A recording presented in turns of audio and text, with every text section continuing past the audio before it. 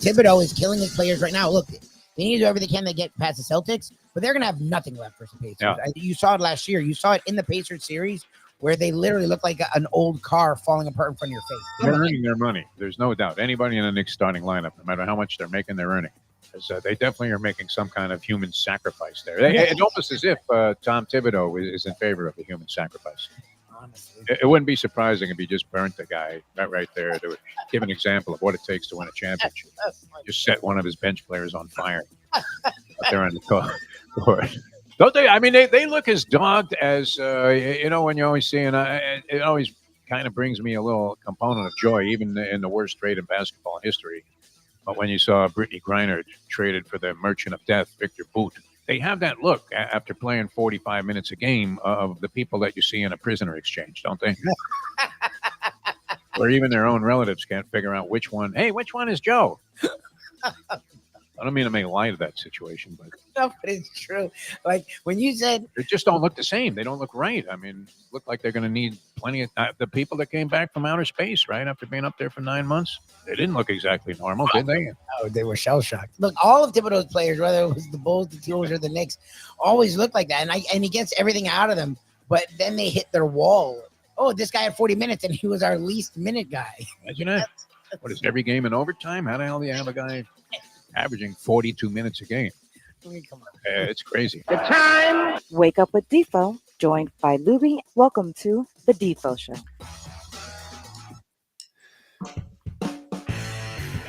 Very pleasant. Good morning, everybody. Welcome to another edition of the Defo Show. Jeff DeForest. We got Mike Lubie Brown, to analyze some basketball for us.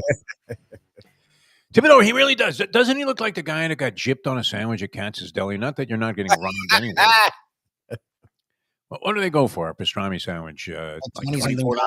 Yeah, it's like $20. Is that a high enough estimate? It's kind of like the price of booze at the PGA championship that's taking place. It's underway right now. I always like when we have live sporting events taking place early in the morning. And this guy, Ryan Fox, is running away with it. 1 under after 1 hole, Lubie.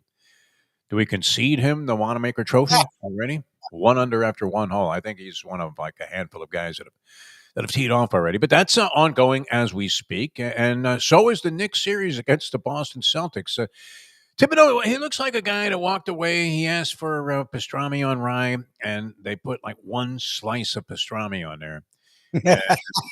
Left out all of the other things that they normally would slap onto that sandwich. And he does. He looks like an old, hunched-over, fetching Jewish guy. Oh, yeah.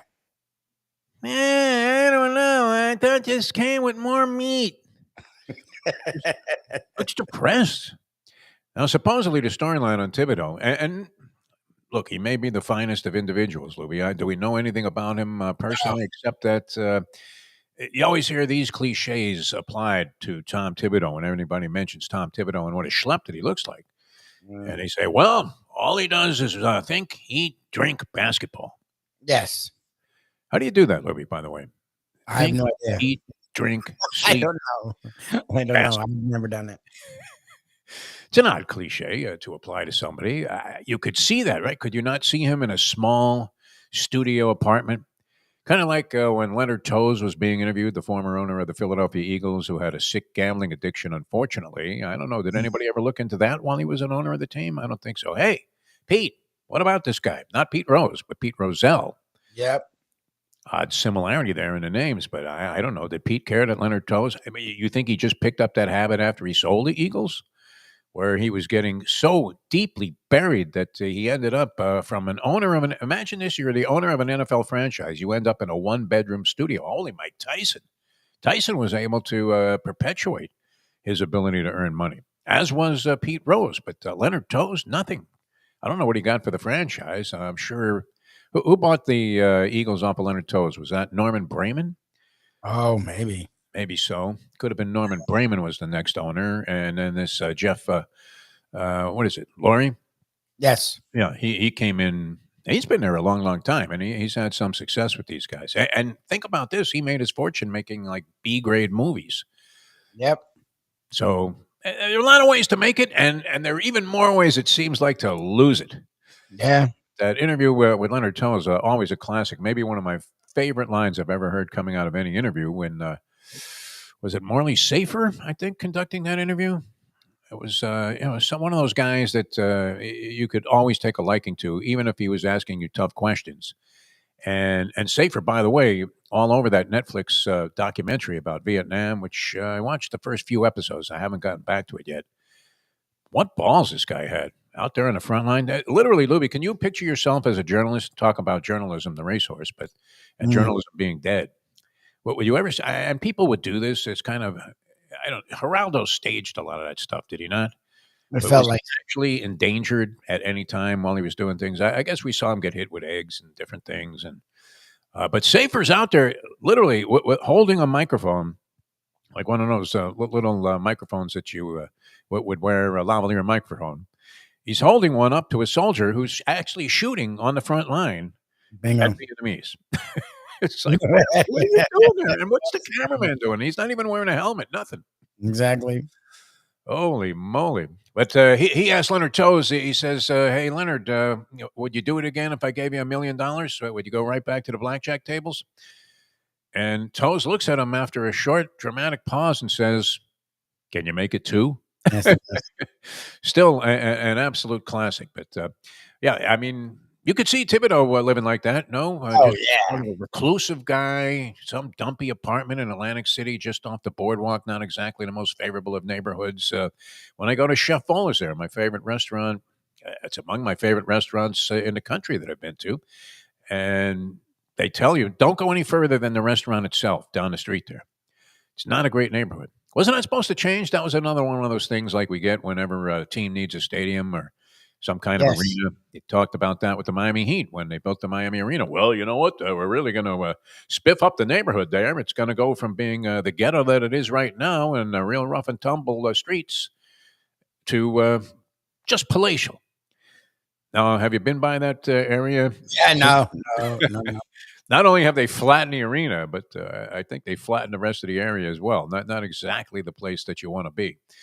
Late at night walking around alone. And that classic to that whole idea that they're going to go ahead and make these vast improvements to the general area there, and the people's lifestyle is going to increase in terms of the ability to live like a normal human being. The first year they had 2 carjackings there. Sam Smith, the announcer, and Jan Stevenson. Are those the only ones we heard about? Because it involved prominent figures. I mean, the play-by-play guy of the Miami Heat is leaving the parking area, which was mostly on the streets, and somebody puts a sledgehammer through his back windshield. Not that it's funny, but for some reason that seems humorous now, that in the context of, oh, yeah, well, the neighborhood's really going to improve here if you give us that $50 million for the arena, which now subsequently they built another arena. What did that cost them? A couple of zillion? Yeah. Well, it didn't cost Mickey a dime, I don't think. Mickey Harrison, the owner of the team, who could have easily just built it himself with his pocket change. Spare change, Mick? Yeah, I think I'm going to build an arena with that. And maybe you can go out and get yourself a sandwich. That'll be great. But just when you think, Lubie, that you have things figured out, that you have a handle on what's going on in the world of sports, what happens? They turn over the apple cart. It's all turned upside down. And that was the case last night, speaking of Thibodeau. As the Boston Celtics, now we did allude to this stat, but I didn't really want to buy into it, and I buried many of my followers on the Bury Your Bookie show by suggesting that you, take the points, 4.5 the Knicks were getting at the TD Garden to close out the series, which has that come into some question now that Boston salvaged Game 5? Not just salvaged it, but savaged it, 127-102. The Boston Celtics now 10-2 on this season, including the postseason, when Jason Tatum is not in the lineup. How much are you paying Tatum? He just had a 42-point game before he unfortunately tore his Achilles. And I think you correctly stated our position on this, Lubie, which is you don't root for anybody to get hurt, even if you absolutely despise a team. 100%. Or is there a little part in your head that says, oh, thank God? Oh, no. No? I mean, I think the Knicks were going to win the series with him. My friends that are Knicks fans were like counting it over, and I'm like, look, they can shoot the 3 well. They still have some talent. I left this part out, but in my head, I said the Knicks aren't a great team. Thibodeau isn't a great coach. It's a closeout game at their house. Like, I strongly felt the Celtics would have won that game, but You the did feel difference that. is the difference is winning 3 games without. And look, with Tatum, I would have given the Celtics more of a shot, but once they got down 2-0 and they were getting down 3-1, even with Tatum, they were down double digits before that injury. So once you're down 3-1, I don't care that the Celtics have done it this many times. When you're down 3-1, and the Knicks are a really good defensive team, and the Knicks are veteran laden, it's hard to win that series. And then once Tatum got hurt, to win 3 games without your best player, Brown's a really good player, and these other guys can play above their head at times. They're at home facing elimination. I know they struggle at home and they're better on the road, all that garbage. If the Knicks weren't going to win this series in 5, like a lot of people had the Knicks losing in 5, so I didn't see the Knicks winning in 5, even without Tatum. But this idea now to go, oh, now they're here come. No, they were at home. It was facing elimination. The Knicks had to put all they had to get up 3-1. Again, like we said, it is Thibodeau. So you can see a game like that. At least I can see a game like that coming. Again, people don't realize the Garden. And it's not the magical mecca. There's plenty of places where basketball is great. But to have this series be up 3-2 without Tatum in the Garden, and I think the Knicks are going to lose that, is hard for me to believe. Like, once they went up 3-1, I was like, oh, yeah, they're winning in 6. Like that, and I still feel that way. Like, last night did nothing for me, but showed, yeah, the Celtics have enough heart. You thought it was kind of a concession? The Celtics have enough. It's not about concession. It's hard to put a team away on their home court when they're desperate. Like, it just is. Now, that's why the Cavs are so pathetic. That's why the Cavs are pathetic, because the Cavs should have at least got it to a 6 game. At least gone to Indiana. Like, the fact that's why all the stuff that's coming out is like, oh, Strus. That's what's funny. Strus calls him out and then he goes 0 for 9. It's like, how do you have the guy that calls everyone out be the worst player? Like, the Celtics have more heart than that. The Celtics are a champion. The Celtics have been in multiple NBA finals and over a handful of conference finals. They weren't going to go out in 5 games, but to do the, like, you don't have to go the other way. Oh, well, now they won. So now watch out, Knicks. The Knicks are up 3-2, Charles Barkley. And everyone at ESPN that's like pleading for the Celtics to win this series, which is so weird for a network to be in the bag for one team as much as they are. I don't You would think they would want New York. Yeah, but they don't. They're in Connecticut. ABC's televising games. Now, Boston is a draw because they won the championship last year, but and of course a fabled franchise with more championship banners hanging than anybody else. But and what, by a wide margin? Or I guess the Lakers have a lot of them. Yeah. Are the Lakers number 1 or Boston? I have to say Boston during the Red Outback era. They compiled 8 zillion championships. They won it every year. So it seems. 127-102. You couldn't have anticipated that. It was tied at halftime. Now you could maybe look at the whole Thibodeau system and say, did the Knicks starters run out of gas? You had your man Derek White, who you like to be very demeaning about. Well, Derek White. You're always saying disparaging things about Derek White. I happen to like Derek White. I think he's a winning player, a winning component of a team, no matter what team he's on. He's like my man Alex Caruso, although even better. Am I comparing Derek White and Alex Caruso? Is that a fair comparison, Lubie? Or would you say that whatever schmuck said that on the air in front of his audience that he hopes remains faithful to his grave is absolutely out of his mind? But a similar type of role player. Caruso doesn't score as much as Derek White. 18 titles after last year, Lakers 17. There you go. I knew it was close. Yeah, it is. So it was tied until last year. Before I conceded it to the Celtics, which you would naturally assume they had the most titles. They had that freaking run. But remember, the Lakers won a lot when they were in Minneapolis, and then they've always consistently, outside of the era you were there, where they were coming out of their worst period. Before it was one. Yeah, well, they went and got Kareem. They went and got Kareem, and then they went and got Magic. Worthy. Pat Riley Lakers came out of their broadcasting booth. Lakers and Celtics have very similar histories where they're not down for long. It's weird, but they always find a way to come back. That was transformation. That was unbelievable. A lot of things, though. Okay, so we're looking at this ball game, and White has 34. He goes 9 for 16 from the field, 7 of 13 from three-point range. Jaylen Brown, who my friend hates, makes one of those plays.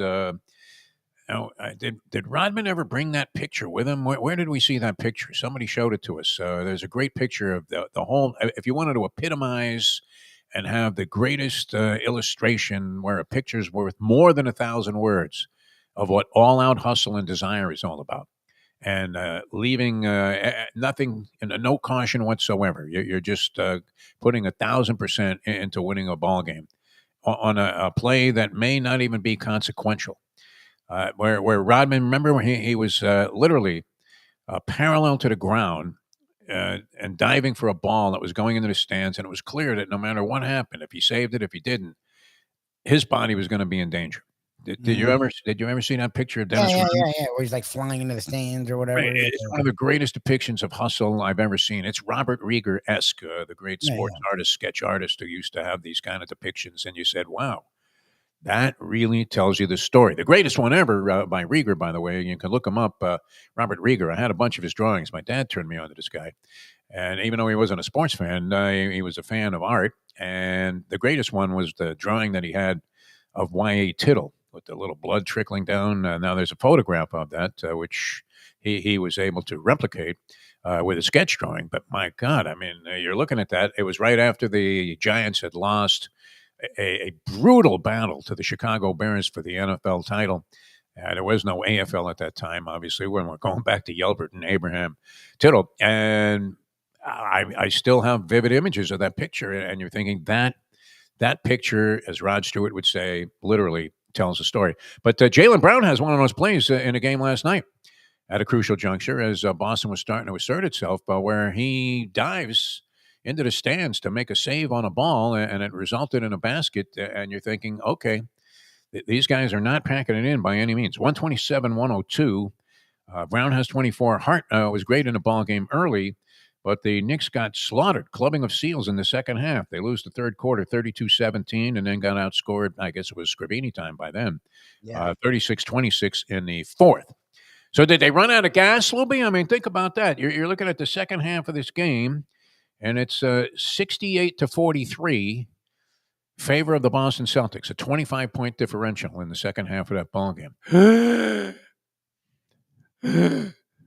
Tom Thibodeau. I mean, honestly, look, if Tatum was there, I could see the Celtics And no Tatum. Think about that. But there's no Tatum. And that's like you can do that without your star. Look, like what Cleveland was doing, or they were just a mess. But you can do that without your star for a game. Like to ask a team to do that without their star for 3 games, I don't know. I don't see it. Look, maybe they put me wrong. Who the hell knows? The Knicks, look, they do every year. There is a point where they run out of gas. I figured it would be against the Pacers, who are a young team that run up and down the floor and also have height and also play defense. So to me, it was like this magical Knicks run that's injury aided is going to fall apart next round.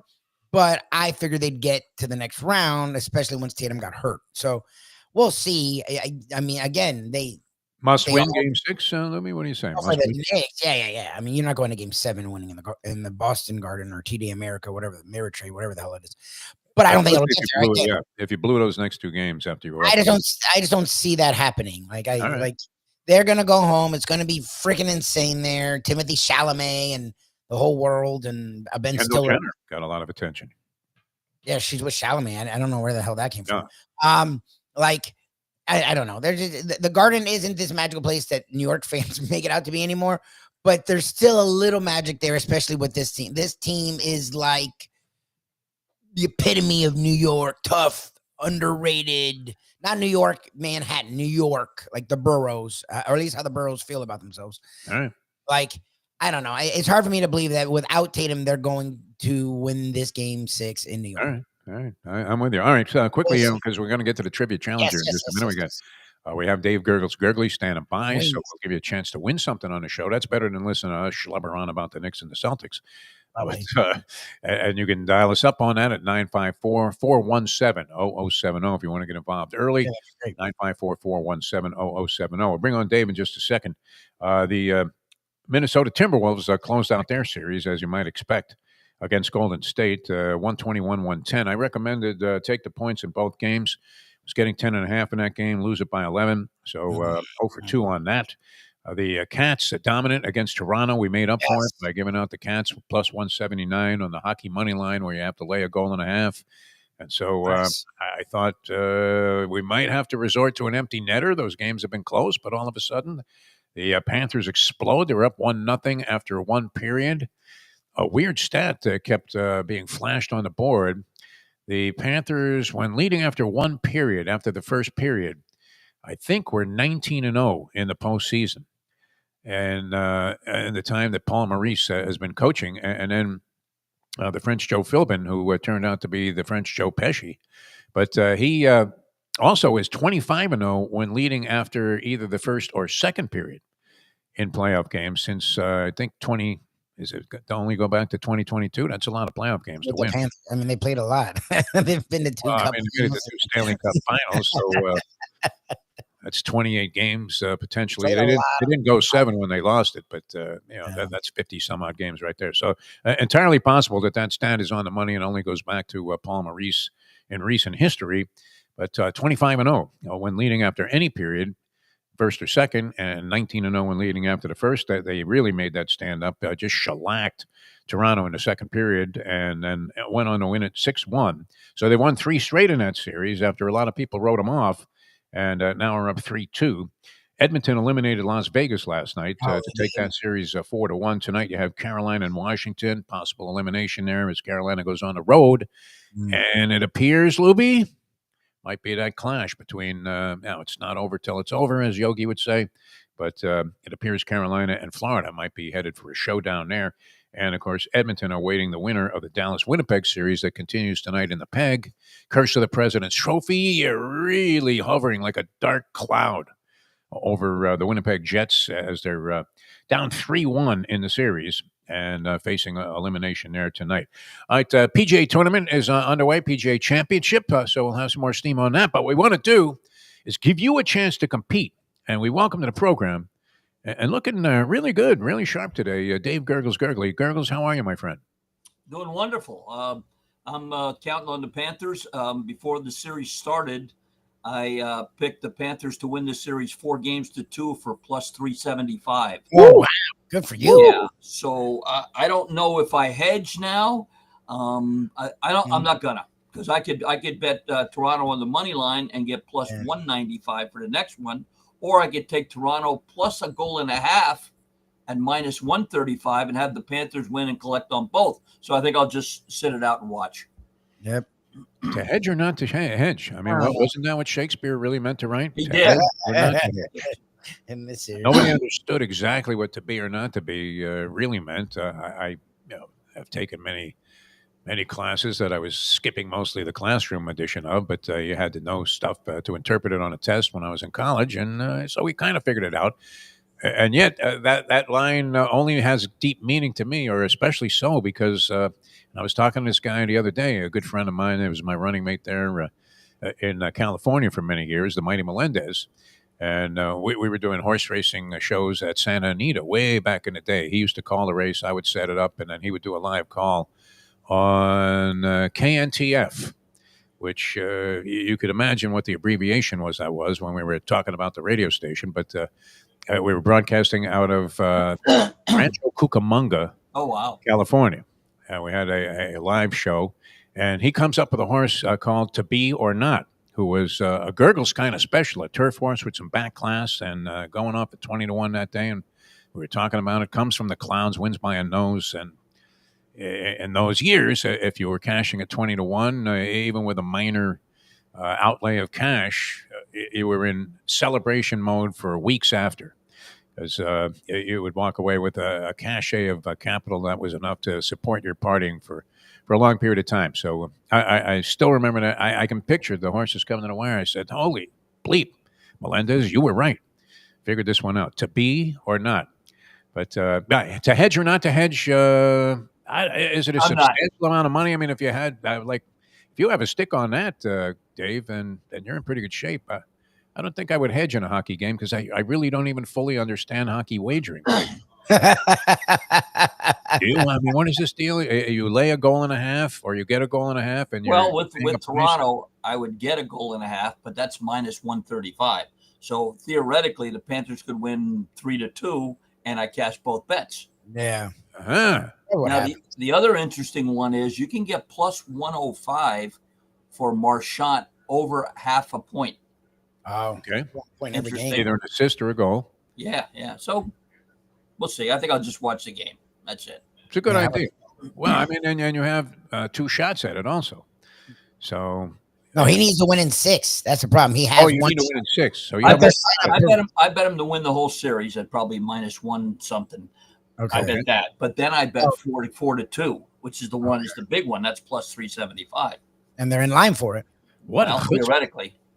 On the part of Dave Gurggles Gergely. Well, you've been successful lately. You're sports wagering. Yeah, he never even likes sports wagering. Yeah.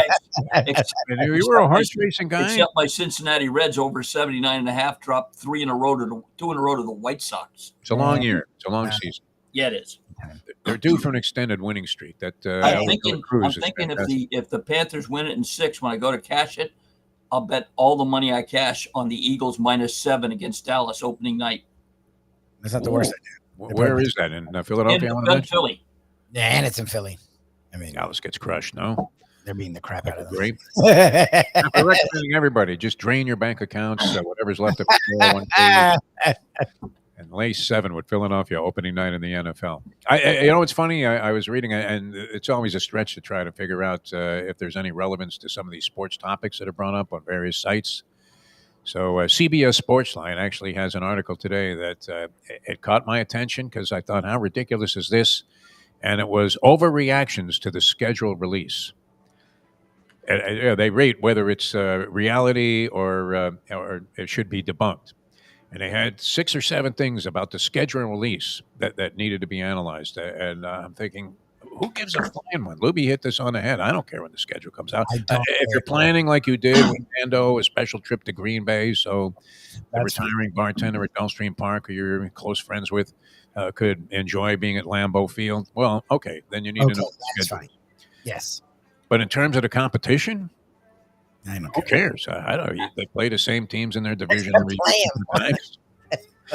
It's already designated what other division they're going to go against, and then there are a couple of arbitrary games scheduled in there.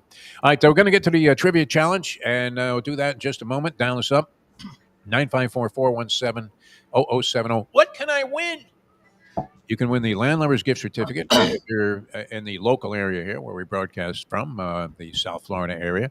And if you're around the country and you happen to dial in and get lucky enough to win the game, Texas Roadhouse gift certificate. So both outstanding places, and there's something in it for everybody. And you know what's going to happen now, Lubie. Somebody's going to win locally and say, and calling Lenny from heaven and say, hey, can't I have the Texas Roadhouse? They have plenty of locations in South Florida. So far, that hasn't happened. So I appreciate the locals getting it. And anyone who's out of the area, even if it's like West Palm, West Palm has, West Palm's a bit far. And West Palm, the Keys, anywhere, even that area, you would get a Texas Roadhouse. So I appreciate everyone understanding. And within the northern Dade, Broward County, you get Landlubbers, and anywhere else, wherever it is. I think Landlubbers is terrific. So definitely worth it, especially if you're within a 20-minute drive. I mean, both places are fantastic and really, really well run. You feel like you're at home when you're at the Landlubbers, and what a great place to catch. Don't we have any $50 gift certificates to Huddles? All right, we're going to come back with the trivia challenge. Jump on board, 954-417-0070. Nothing worse than a sore winner. Nothing to be bitching and moaning and fetching about losing, but when somebody wins and goes, oh, my God, can you believe it? Those guys really screwed me. We don't necessarily embrace that, although we've done plenty of complaining ourselves. All right, back with more in a moment. Now that. It's like you get a free meal, and then you go on Yelp and say, well, this place really didn't measure up. People do that. It's 8:31. Play the ponies in style at Champions, the outstanding simulcasting room at beautiful Hialeah Park. Yes, the grand old lady of thoroughbred racing has never been more vibrant, and you can wager on the races from the top tracks around the country while enjoying a cocktail at the Brass Rail Bar or any of the fine food served throughout the facility. If poker is your game, you're covered in style, and you can play all your favorite Vegas-style games, including blackjack, craps, and roulette, in Hialeah Park's sizzling hot casino. Get a player's card when you walk through the door for all kinds of generous amenities, including our favorite, free play, when you come out to the ultimate casino and entertainment destination, Hialeah Park. These days, we're all looking for comfort anywhere we can find it. Thank goodness for Landlubbers Raw Bar and Grill in Plantation, because they are making sure you are as comfortable as possible. First of all, they're not only open for delivery and pickup, All you have to do is go to landlubbersbarandgrill.com for both pickup and free delivery. You're going to have the best wings in the world. You're going to have a great burger. You're going to have their amazing soups. Again, Landlubbers, Raw Bar and Grill. It's nice and easy. Just go to landlubbersbarandgrill.com for both your pickup and free delivery. Thank goodness for Landlubbers for making you always feel right at home. Are you looking to buy your first home? Have you been turned down for a loan? Do you need to refinance or get money out of your home? Call Michael Kodsey, CEO of Choice Mortgage. He's been helping the South Florida community get mortgages for 30 years. Hi, this is Michael Kodsey, CEO of Choice Mortgage. We have the most competitive fixed rates in the market. Call me 24/7, 561-441-2730. And remember, I don't just work banking hours. To make the right choice for your home, call Choice Mortgage. Oh, Solo Volante will be coming late. Oh, Solo Volante, the Belmont's now a mile and an 8. The finish line is coming up quick. Luca Panici, just switch the stick. The only way to get your morning started is with Defo, joined by Lubie, right here on the Defo Show. Red Hot Dave Gurggles Gergely about to conduct the trivia challenge. I got Mike Lubie Lubitz. I'm Jeff DeForest. That was the Polyman Paul Massell with his operatic rendition of Solo Volante, who was written by Luca Panici. Did me a solid, Gurggles. I think you'll really enjoy this if you get a chance to catch it. Hook me up with Umberto Rispoli, who is a dashing Italian jockey, of course, well known on the California circuit and the writer of journalism. Yeah. We had him on our Preakness preview on Bleacher Brothers. Could not have been more wow, terrific. Great guy with Larry Colmus. And now I have to root for the chalk, which kind of takes me out of the equation. I don't know that there's a big score to be made on the Preakness. I guess if journalism doesn't hit the top three or is out of the exacta, that's going to create some opportunities. But any thoughts on the Preakness, Dave Gurggles Gergely? Because you usually have a pretty unique spin on this sort of thing. Well, I'm going to stick with my buddy Sandman. Sandman, and also Jose Ortiz left Sandman to go to a Baffert horse. Is it goal-oriented? Yes. Yeah. I'm going to take those two and box them with journalism. I heard from Leslie Visser, and I told her I like Sandman. She said, how could you not bet journalism? And I said, well, I'll ask Defo because he knows zero about journalism. Well, and I said to Rispoli on the interview as we were signing off with him and bringing in Larry Colmus, let's hope journalism isn't really dead. And that's unfortunately the way it's going right now. I mean, it's being exacerbated more so almost every day with some of the developments that are going on. But that's politics. We don't want to dive too deeply into that. All right. So you're using what? I'll box those three: journalism, Sandman, and goal-oriented. And the thing is, I missed the chance for a score at Churchill because they had a pick 3-year-olds.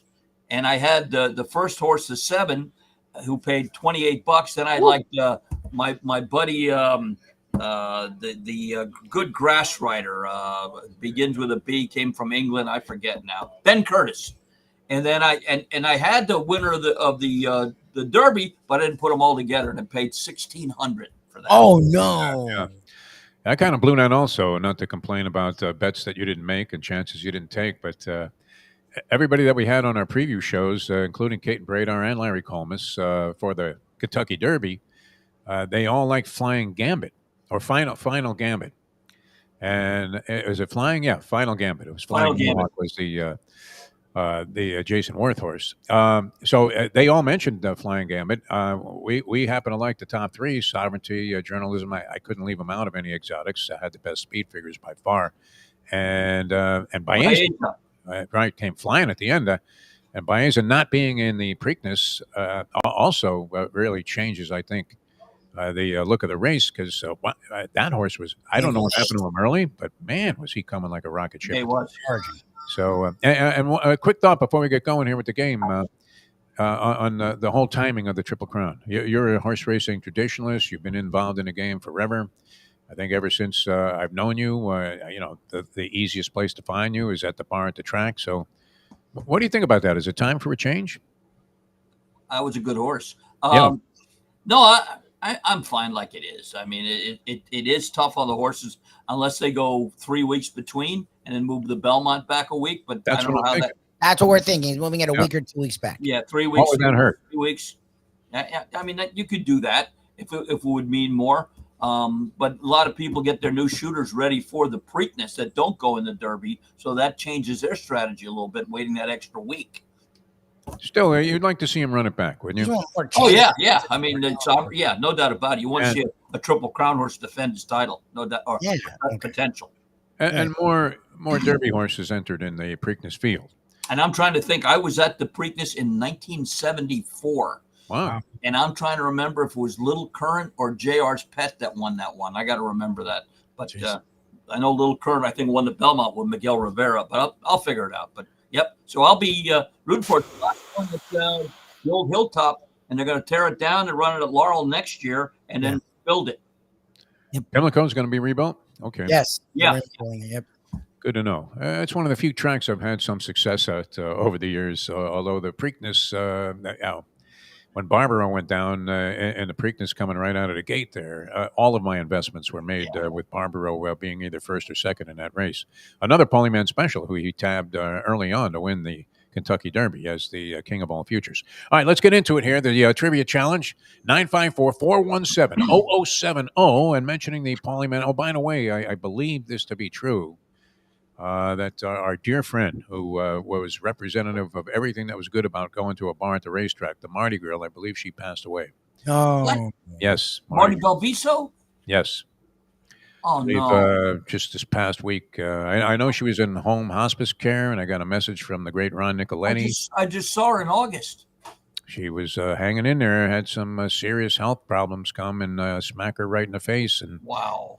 It was, unfortunate that she was afflicted with this, but as recently as last week, Polly told me she was determined to find her way through it. Just goes to show you that you're not promised the next day. So no, you're right. One as much as you possibly can. And waste that theory. Don't waste time in your head complaining about things or bitching about people who have screwed you over or whatever it is. Just go out there and have a good time. All right, so we're ready to have a good time here. Okay. But I didn't want to pass that along. The Marty girl had so many. Paulie knows about it? Yes, he doesn't really want to face it, but I'll reach out to him. He's called her a couple of times, no response, since I passed along to him that I had heard from somebody that she had actually passed away. So that was very sad news. All right. Boy, and she should have just charged for psychiatric treatment of the people there at the track, too. 1 in a million. I can't tell you how many counseling sessions she gave me before I started dating her sister. And then she started giving lessons to her sister. All right, here we go. In the tradition of the show and the Polyman, we start with Dave Gurggles Gergely and some Easy Baseball. This Red Sox teammate on the not-so-fashionable Carl Yastrzemski said, Yaz was the worst dresser in organized baseball. He made Inspector Clouseau look like a candidate for Mr. Blackwell's list of best dressed men. Was that our old buddy, the spaceman, Bill Lee, Stan Lee, Michael Lee, or Lee Leonard? Columbo always was a schleppy-looking guy, too, Peter Falk. All right, here's the scrambler to determine our first player, and by arbitrary selection, it's Ron. Ron, you're up first on the Trivia Challenge this morning. Good morning. Good morning, fellas. Let's go with A. Good morning, Ron. Ron, does your group still show up at Landlubbers? We do. We're waiting for you. I'm thinking about making an appearance tonight. Won last week. Yeah, we need you. They won last week. They got off. They won last week? I'll definitely have to put it on my schedule. All right. Sports, true or false, Ron? Last night on Jeopardy, our own lovely and talented Leslie Avisser appeared as one of the answers on Jeopardy with the category Serious Sports Talk. True or false? Let's go false. No, it's true. Oh, that's true. That's this whole video. Yes, they said Ken Jennings got his name. Nobody got it. Those morons. They said That's she's so in the funny. Hall of Fame, done Super Bowls, done that, and she was interviewing a player in football. She texted me and said, "Thanks for letting me know. Do you know who the player was I was interviewing?" And I guessed Bronco Nagurski. I think she got mad. Bronco Nagurski. Oh, she won't be texting you back now. Nagurski, you had to go to? Couldn't you just stop with Tittle? She All right, said very close. nice. It was Pat Swilling. Okay. Why not Jim Thorpe? I mean, while you're at it. Good. All right, one going for 4. All right, let's go to the Preakness. In the decade of the 1990s, there were 3 trainers who saddled back-to-back Preakness winners. Of the following, which of them did not settle back-to-back in the 90s? Bob Baffert, Barclay Tagg, Tom Bohannon, or Wayne Lucas?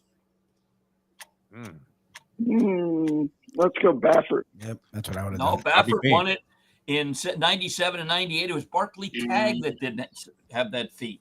Jeez. Had to be, you threw in Bohannon, who I'm not that familiar with. So, but he did 92 and 93. Tom Bohannon. yeah, I figured he had to have done it because it was too obvious that it was him.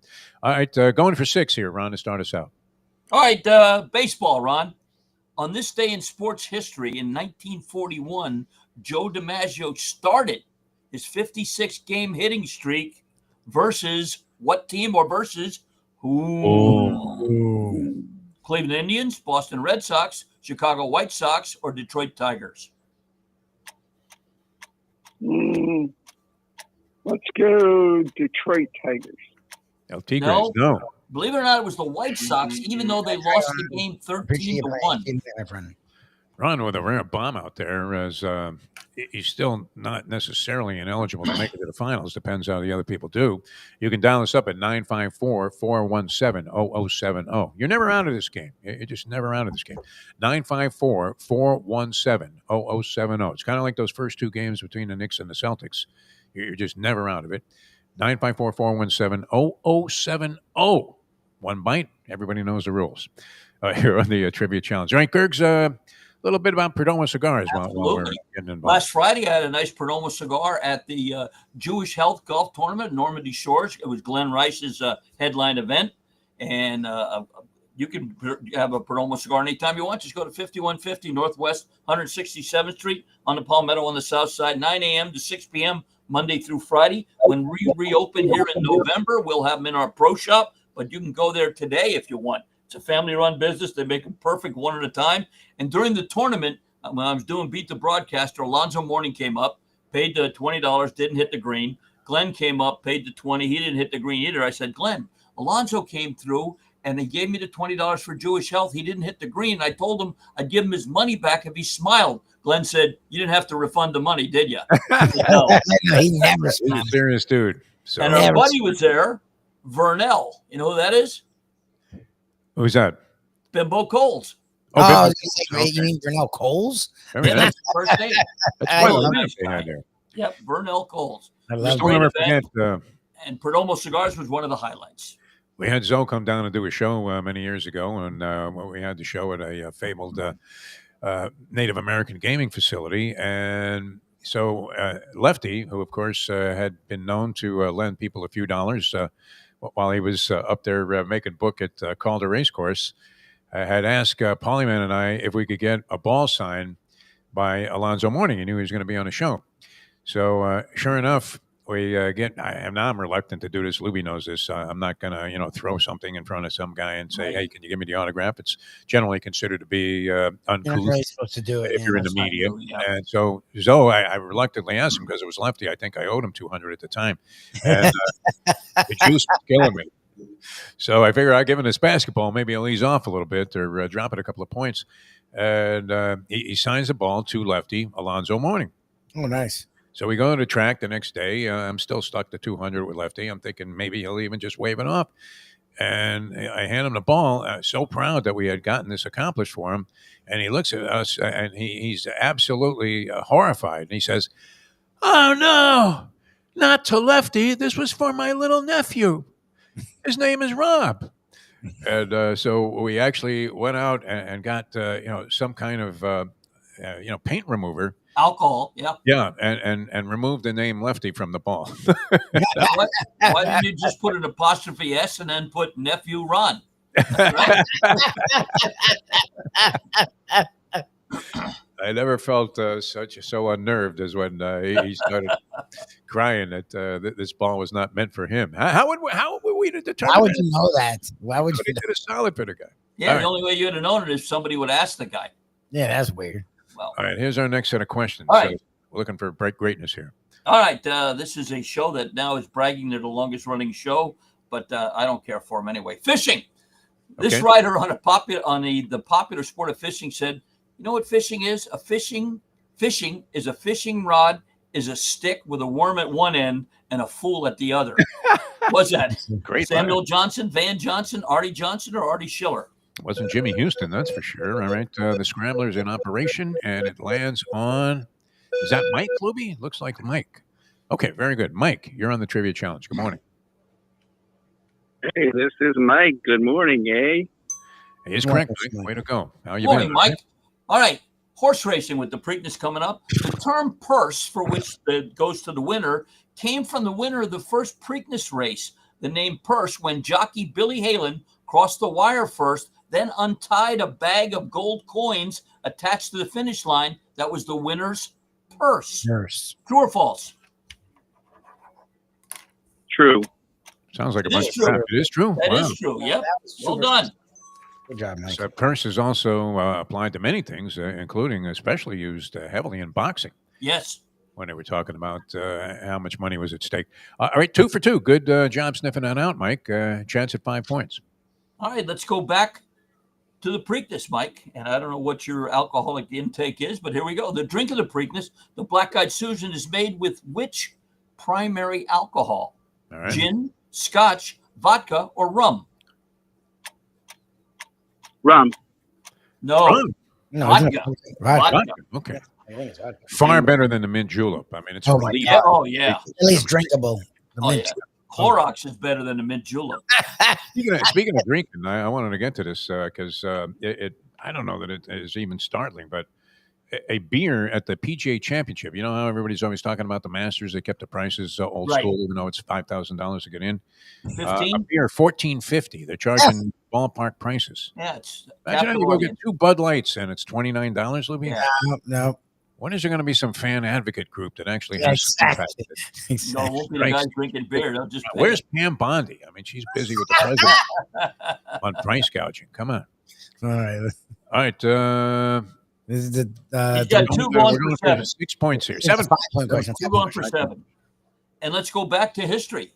Mhm. This team in 2022, just 3 years ago, on this date, won 1-0 over the Reds despite being no hit.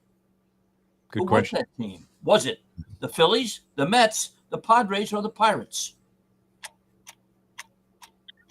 Mets. Says the Mets. I'm going to say Phillies. It was the Padres. Buccos, the Pirates. Pirates did it. Okay. They got Well, no you lead. have 2, so you're leading right now, Mike. Hang around. Mike with a deuce. All right. We'll grab one more before we go to the championship round. Yes, it reminds me of Paulie's Shakespearean career. He had 2 famous lines. Alas, poor Vito, I knew him well. And 2B, I didn't even know there was an entry in the race. So that was Paulie. When Vito checked out, you would have thought that would have been Wow. more than, I mean, He's got the worst luck when somebody else has already bought the tab.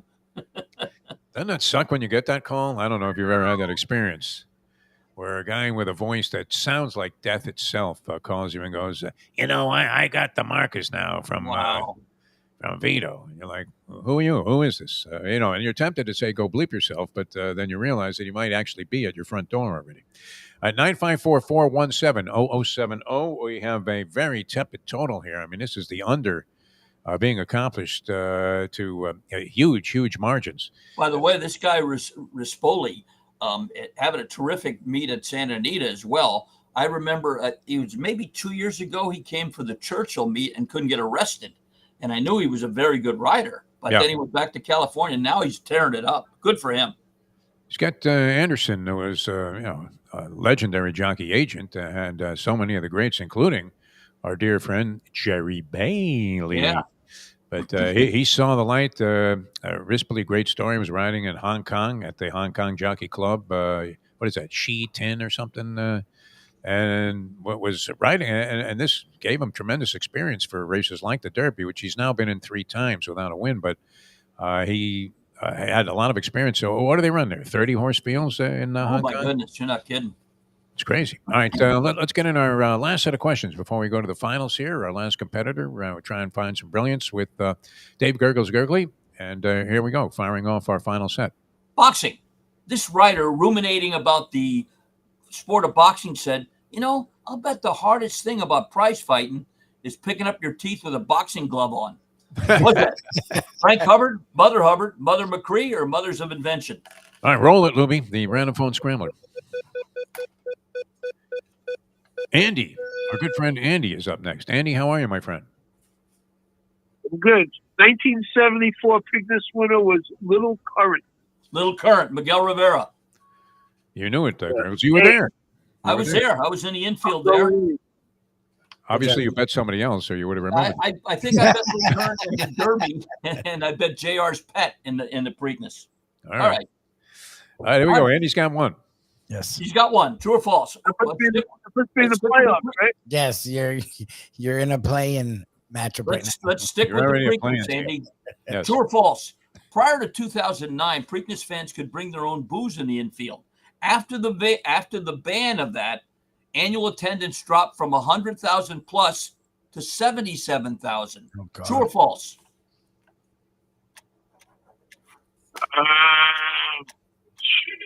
False. False. Oh, that's true. That's true. Yeah, we brought our own cooler in and everything, and then when he did that, it dropped by 20, almost 30,000.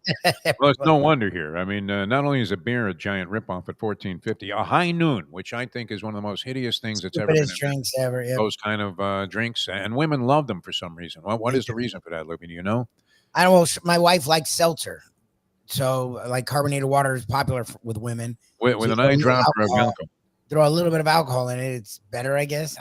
And I think whatever they put in there in terms of alcohol is probably inferior to the brand that you get when you're sitting at a slot machine in a Native American casino somewhere in Omaha, Nebraska, right? And you're getting the free drinks. High Noon, $15.50. A single on regular alcohol is $18.50. A double, $24.50. And if you add in the souvenir glass, Gurggles, I don't know if you're inclined to do that. No, I know. I refuse to take them. Another $5. I did have a nice bourbon at Lexington. I think it was $12.50, which was reasonable. Even and at nice bars. Of course, the bartender, I used my normal line. Hey, give me a bourbon neat, water on the side, and pour it like you hate the owner. Well, I didn't know she was the owner's daughter. She measured one of the little Scotch things. You son of a gun. Nothing like a thimble full of alcohol there at $24.50 a pop with the souvenir glass, which routinely breaks if you're traveling. Yes, exactly. As you're watching your luggage and you see your bag as you're watching in the window and you see the guy chuck it against the wall of the plane. You're like, that's it. Now you've got glass shards all in your clothing. All right. We got one going for four. One going for four with Andy. All right, Andy. This should be right up your wheelhouse. There's a lot of talk about a conspiracy theory with the Mavericks getting the number one pick. Let's take you back to the original one. 1985, the Knicks won the lottery draft and took Patrick Ewing. Who was taken second that year? Oh, God. Karl Malone, Chris Mullin, Wayman Tisdale, or Detlef Schrempf? Oh, Jesus. I think I know this. I don't think I know, too. 1974. No, 85. 1985. The Ewing one. I'll go with Tisdale. Yeah, it's that's what I think. How long did it take you to Google that? All right. No. That's right. It was Wayman Tisdale. Went on to become a great musician as well. Yes. And sadly, we lost him too. He died young as well. Yep. Yeah, he was a cool cat, man. By the way, I figured with Joe Beja doing the catering that the attendance would go up. Oh yeah, honestly. Not at those prices, man. Even Beja feels guilty about that. Going for 9 points. Yes. Here we nice, go. Strong leader. Yes. All right, hockey. With the Panthers coming back after losing the first two, we want to know who was the most recent team to lose the first two games of a Stanley Cup final and then come back to win the next four. Interesting. What's that? Montreal, Detroit, Edmonton, or St. Louis? Oh. I think it was Detroit. No, they were the ones that were up 2-0. You have to go all the way back to 1966. Montreal. The Montreal Canadiens One Les over habitants. Detroit. Well, you're still in the final. You're hold still on. there. You're right there, Andy. Don't go anywhere. And we're going to match you up against whoever wins the spinoff here, as Lubie will conduct the configuration for the finals. Perdomo Cigars, Gurggles. Yeah, I will. I'll be having one Monday. I'll be at Pembroke Lakes. It's the 51st anniversary of the Boy Scouts tournament there.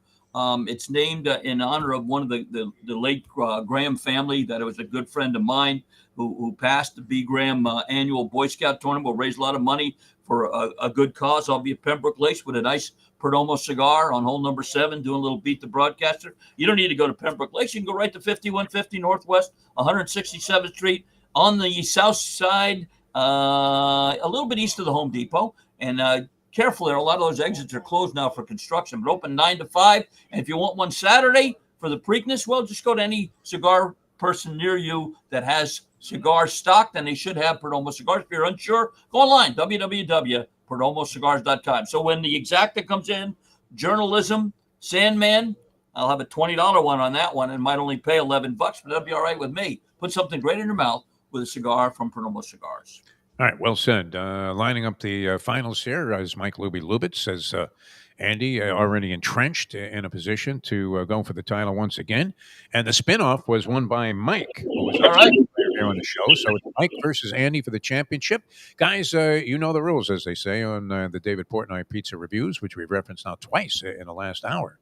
So it is kind of weird. I mean, he does that one bite thing and then he swallows the whole piece after that. And it's kind of strange to be standing outside a pizza parlor. Is that the attraction of this? With a box of pizza, the entire pie in your hand, and then just slobber down cheese dripping off your chin.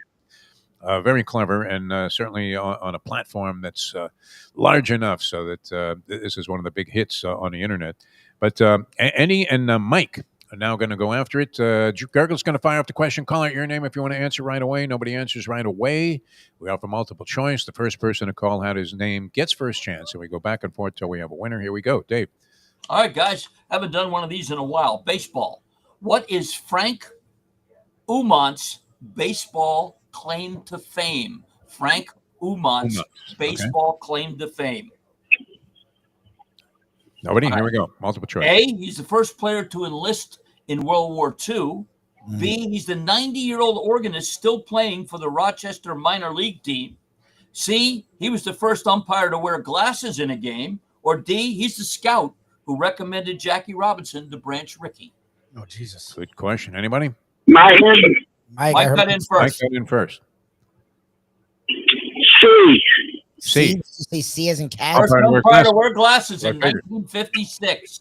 Wow. Good job, Mike. Good for you. Just barely by, I mean, a nose aced out Andy to get in there first. I don't know if Andy was going to go with that answer, but nonetheless, correct. Good job by Mike. It shows you it doesn't matter where you begin the game. You have a chance to end up in a winner's circle. That was absolutely fantastic. Gurggles, great job. Good luck with your Preakness wagers and all of your other. I might see you tonight. Oh, I'd love to. That'd be great, Gurgs. That'd be great if you could bury the Chronics. If you find anything about any kind of service for Marty, let me know. Yeah, I mean that's really gut wrenching news to report. Anybody that checks out, of course, it's not a favorable development, but wow, the Marty girl, what a sweetheart. Yeah. Unbelievable. I mean, she just lit it up anywhere she was. That fourth floor bar at Calder when she was there forever. She was the scorekeeper for us in the trivia league. Wow. And an outside bar she worked at Gulfstream, the old configuration. I just saw her at Ciro's last year. At Ciro's at Saratoga. I mean, legendary around the country as a racetrack bartender, and no better laugh, right? I don't know. Can we do one in your honor? It's fantastic. Yeah. So very sad news to have to pass along. All right, Gurggles, thanks, man. Great job. Dave Gurggles Gergely. Lubie, phenomenal. So we will catch you again tomorrow here on the Friday edition with the Professor and the Big Board, which I still think is one of the great segments in streaming. We really need to take advantage of that. Absolutely perfect adaptation of material for this format. So catch that with us tomorrow. We'll also have his Australian rules football picks, which have been really good, hitting on all cylinders. I mean, who cares what you're betting on as long as you're winning? Yeah, if you're winning. Or are all gamblers just by nature fueled by enough self-sabotage that you really don't want to win? So a guy's giving you winner after winner on something, and you go, yeah, I wouldn't bet that crap. What are you talking about? If you cashed a long shot bet on the Pope, I mean, did you feel badly about it? Isn't it just as good as having mined that bird in the Derby? I guess it would be. All right. Thanks, everybody, for tuning in. It's always a pleasure to be with you. We'll join you again tomorrow at 8 o'clock right here on Bleacher Brothers. If you want to catch yet another fine Preakness preview, our man A.J. Johnson's going to be all over it tonight with Griffin Johnson, no relation, who is the huge influencer with the 10 million TikTok followers that owns a piece of Sandman. A lot of arrows pointing at Sandman in this race. I don't know. I didn't really get. He was way back in the Derby, Sandman. I mean, so far back on the backstretch that you thought it would be impossible to overcome that, even though the pace was fast. Yeah. And so, I mean, I would imagine he at some point incurred some kind of traffic problems. I didn't see him coming wide on the turn. Finished a non-menacing 7th, which was pretty far back. So does he rebound here, Lubie? I don't think, even though both of our experts kind of shot this theory down that Pimlico, which is always, anytime you mention Pimlico for the horse racing people, they always say, oh, yeah, well, that's a speed favoring track. So you got to change your strategies there. From the Derby, where most horses tend to come from behind, you don't see wire-to-wire winners very often in the Derby. And they both refuted that. Rispoli, who hasn't ridden at Pimlico, said that, no, it's not necessarily a fait accompli that you're going to lose if you don't have the lead or not part of the pace. And Larry Coleman said the same thing, and he's called a zillion races over his lifetime, so he would know. And they both said, no, it's kind of a fair track. That's a myth that it's a speed favoring oval. So we shall see. All right, Lubie, always great. We'll see you guys next time. Thanks for tuning in. Congratulations to Mike, our winner of the Trivia Challenge this week. And we'll see you next time as we leave you know that. The time. It's 9:04. Let's go to eat a damn snack.